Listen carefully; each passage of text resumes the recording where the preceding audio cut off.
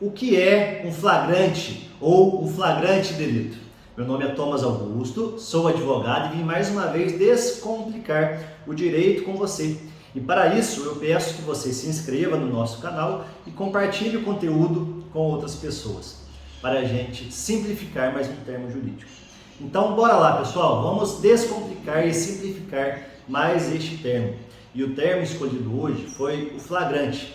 E para entender o termo jurídico em si, como qualquer outro termo jurídico, é muito interessante, é importante a gente buscar a palavra na própria língua portuguesa. E o dicionário da língua portuguesa diz que um flagrante é algo que está acontecendo, algo que está acontecendo naquele momento. Isso é a forma simples, a análise simples da palavra flagrante em si. Mas e o flagrante no mundo jurídico, principalmente no direito penal, o flagrante delito? Do que se trata? Aí, para nós podermos entender, é importante que a gente vá primeiro na Constituição Federal, no artigo 5º e no inciso 61 do artigo 5º. E lá vai estar escrito que ninguém será preso, exceto quando em flagrante delito, ou por uma ordem judicial da autoridade judicial, ou seja, um mandado de prisão. Então, pessoal, se não existe um mandado de prisão, a pessoa só vai poder ser presa se ela estiver praticando um flagrante delito, se ela estiver praticando um crime.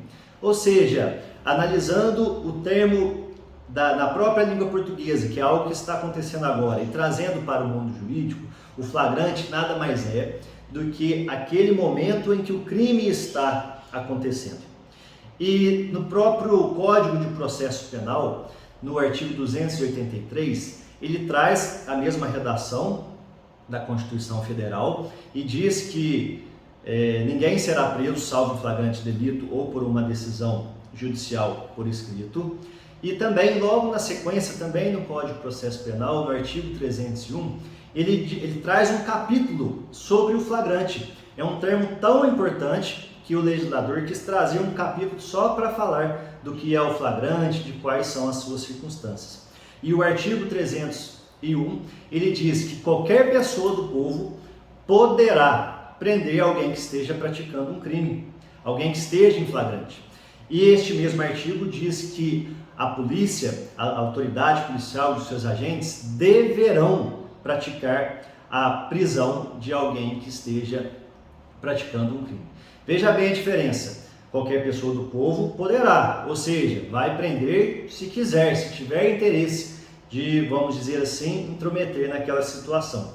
Já a polícia, ela deverá, ela tem obrigação de realizar a prisão. E no artigo seguinte do Código de Processo Penal, no artigo 302, ele diz quais são as circunstâncias em que se considera um flagrante. E são 4 os incisos do artigo 302. A primeira situação é quando a pessoa está praticando o crime. A segunda situação é quando a pessoa acabou de praticar o crime. A terceira situação, no inciso 3, é quando a pessoa que praticou o crime está sendo perseguido, a pessoa está sendo perseguida e ela é abordada por quem fez a perseguição. E a quarta situação é quando a pessoa, ainda que encontrada após a situação, logo após a situação, logo após o flagrante, ela está com instrumentos ou ferramentas que demonstrem que ela praticou o ato. Em suma, pessoal, de forma descomplicada e de forma simplificada, essas são as características do flagrante. Mas também é muito comum no mundo jurídico a gente ouvir falar que um advogado vai acompanhar um flagrante. Como assim o advogado vai acompanhar um flagrante? O advogado adivinha que o crime vai acontecer e ele vai acompanhar o crime? Ficaria um pouco esquisito, né? Mas, na verdade, acompanhar o flagrante, essa forma de dizer que vai acompanhar o flagrante, nada mais é do que o advogado acompanhar os atos que se iniciam ali no primeiro momento em que geralmente a polícia encontra a pessoa, até o final final do expediente, quando o delegado decide o que ele vai fazer com a pessoa que supostamente estaria praticando um crime. Então, como regra, na maioria dos casos, quem vai fazer aquela primeira abordagem, quem vai dar início à prisão, é a polícia militar. Nós dizemos que a polícia militar é a polícia de contenção. É ela que vai para a rua, geralmente é ela que vai abordar uma pessoa que praticou ou que está praticando um crime.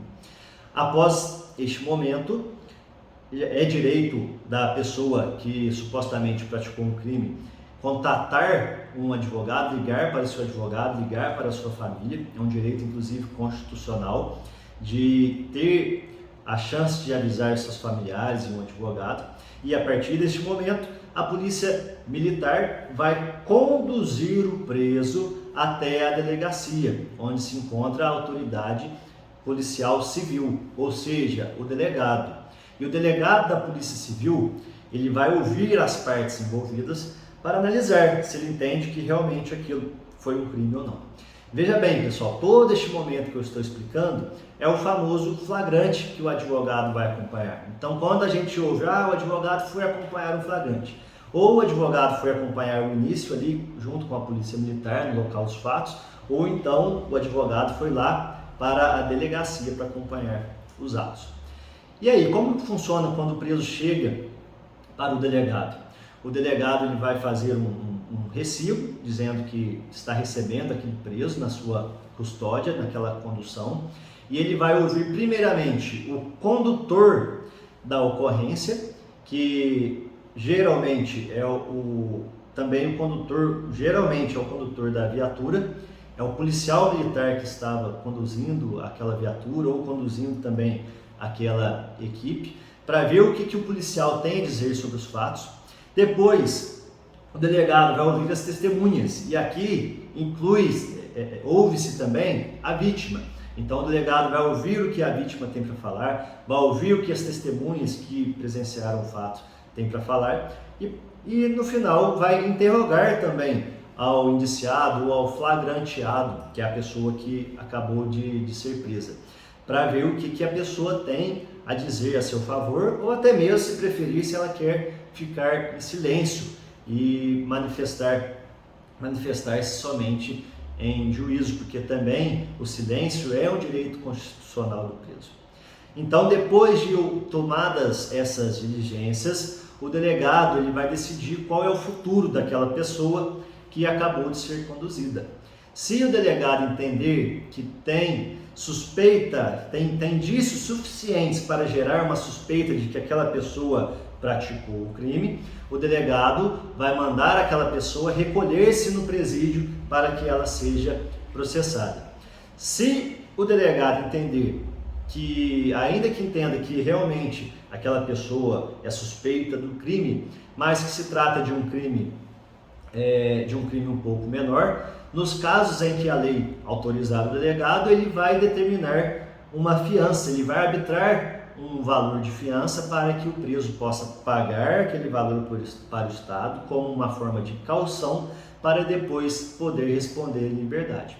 E, obviamente, se o delegado entender que aquela situação está muito confusa, que não deu para entender bem o que está acontecendo, ou até mesmo que o delegado entendeu que não existe suspeita sobre aquela pessoa, ele vai liberar o preso naquele momento, e nada impede que depois o delegado do setor responsável possa abrir um inquérito para fazer uma investigação a respeito dos fatos. Tá legal, pessoal? Eu tentei resumir o máximo aqui o assunto, mas nesse pouquinho de informação que eu trouxe, abre um leque para muitas outras informações, muitas outras dúvidas.